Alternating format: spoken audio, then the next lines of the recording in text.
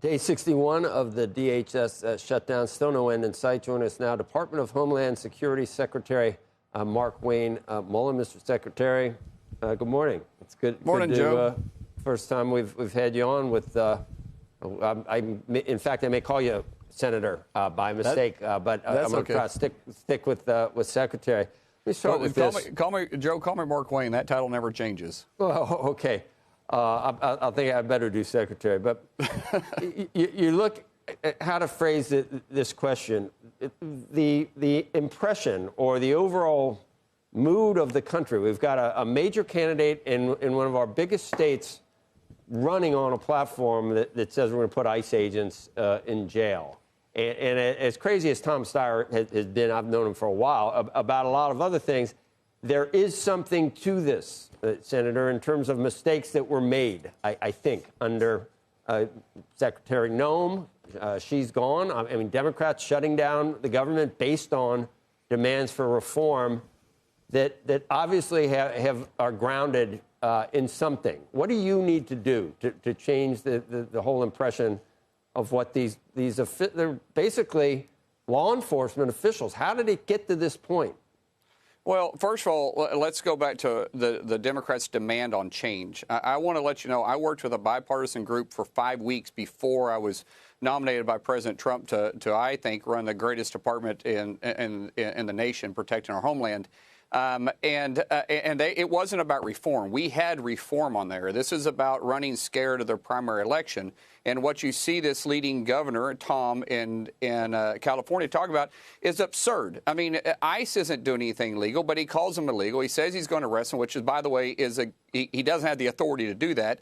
These individuals, these ICE agents, are out there enforcing the laws that Congress passed. Congress is the one that authorized ICE agents to begin with. Congress is the one that sets the policies and the laws that they work within. And if Congress wants to change that, then Congress can. But when we were talking about actual reform, when we were in negotiations, we could never get to yes. We couldn't work with Hakeem Jeffries. You couldn't work with Chuck Schumer, because every time they continued to change, and even the bipartisan members I was working with was starting to get frustrated. So this isn't about actual reform to ICE. This is about political theater that's pandering to this extreme left and the Democrat Party.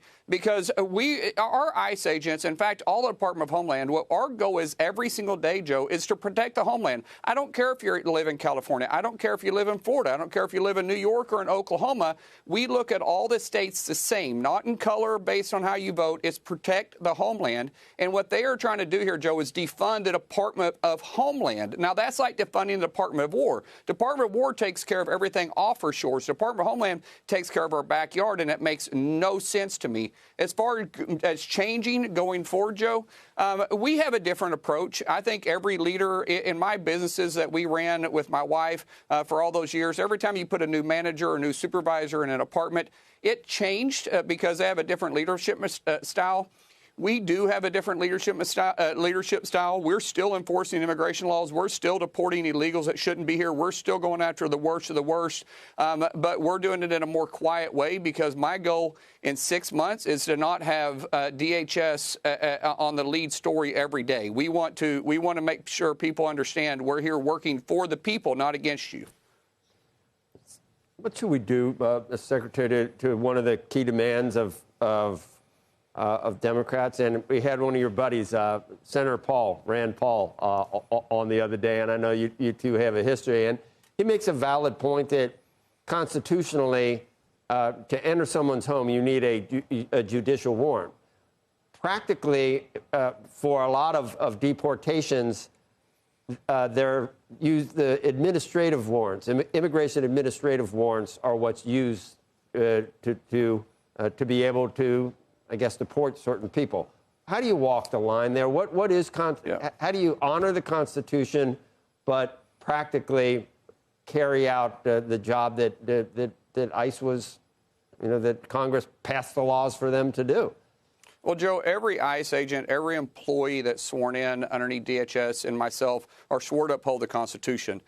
We're not going to break the Constitution. So when you start talking about administrative versus judicial warrants, administrative warrants is when we pull you over, let's say for a DUI, and you run from us and you enter into a place of business, we're able to take that pursuit because of administrative warrant. We're able to take that pursuit into that house. If we're just going to knock on the door and enter and perform a search warrant looking for an individual, and we're not pursuing the individual, we're always going to have judicial warrants, and that hasn't changed. When we have somebody that's evading us, like they're going from one building to the next because they have a final order of deportation, meaning that he didn't show up, we are already supposed to deport the individual, now they're running from us, they're staying inside, we have a court order at that point, and with that court order also will come with an administrative warrant to some degree to find the individual, and that's when we're pursuing them. So to just enter a place of business looking for somebody, that will always take judicial warrants. If we're pursuing somebody and we know they're actively running from us,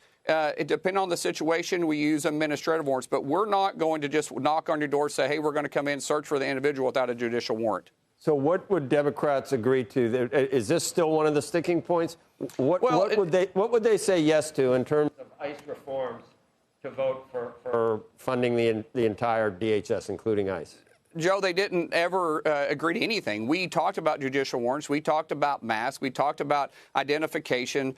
We talked about a lot of stuff. The fact is they didn't agree to anything because they couldn't. There was 9 points that Tom Homan and I worked very closely together. And Tom and I's, when we were in negotiations trying to fund ICE through the regular appropriation process, we took the approach, Tom Homan and myself, we took the approach of if it doesn't prohibit us from doing our job or prohibit or lessen the safety of our officers, we will negotiate. And we went, and by the way, we're working close to the White House. We made a lot of good faith offers. The truth is they decided not to do any of them because they couldn't get to yes because they were scared of their base. So now we're having to take a different approach. We know that even if we were to fund ICE and CPP, which once again, I don't understand, Joe, why they're not just talking about defunding ICE agents. Now they're wanting to defund the border, which means that these individuals, they don't want to deport anybody here illegally, and they want open borders. That's where the Democrats are at this point.